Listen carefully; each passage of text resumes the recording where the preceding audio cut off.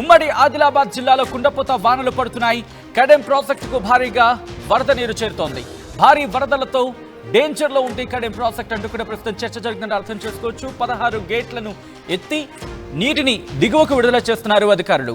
ముంపు ప్రాంతాల వాసులను అలర్ట్ చేశారు అధికారులు. భారీ వరదలతో ఏజెన్సీ ప్రాంతాలకు రాకపోకలు బంద్ అయిపోయాయి. కిరిమెరి, బెజ్జూరు, కౌటాల, చింతలమానేపల్లి మండలాల్లో వాగులు వంకలు పొంగి పొర్లుతున్నాయి. ప్రాణహిత గోదావరికి ఎగువ నుంచి భారీగా వరద వచ్చి చేరుతోంది. కొమ్రంభీం, ఆసిఫాబాద్, స్వర్ణ, అలాగే చిలికివాగు, గడ్డన్న ప్రాజెక్టులకు వరద పోటెత్తుతోంది. కడెం ప్రాజెక్టుకు వరద ప్రవాహాన్ని ఇన్ఫాక్ట్ ఎప్పటికప్పుడు అంచనా వేస్తున్నారు అధికారులు.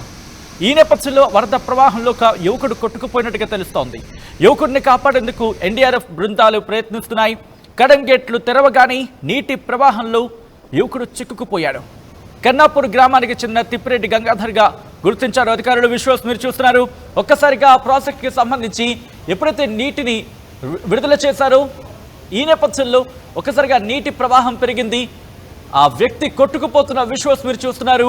మరి ముఖ్యంగా ఈ వేదికగా ఒక్కసారి చెప్పడం జరుగుతుంది ఏంటంటే, ఒక్కసారి ఆలోచించే ప్రయత్నించండి. ప్రాజెక్టులకు సంబంధించి వెళ్తున్నారు కాబట్టి వెళ్లే క్రమంలో మరి ముఖ్యంగా మీరు ఏ ప్రాజెక్టు దగ్గర ఉన్నారు, ఆ ప్రాజెక్టు దగ్గర పరిస్థితి ఏంటి అనేది ఒక అంచనా ఉంచే ప్రయత్నించండి. లేకపోతే మధ్యలోకి వెళ్లేందుకు అస్సలు సాహసించద్దు.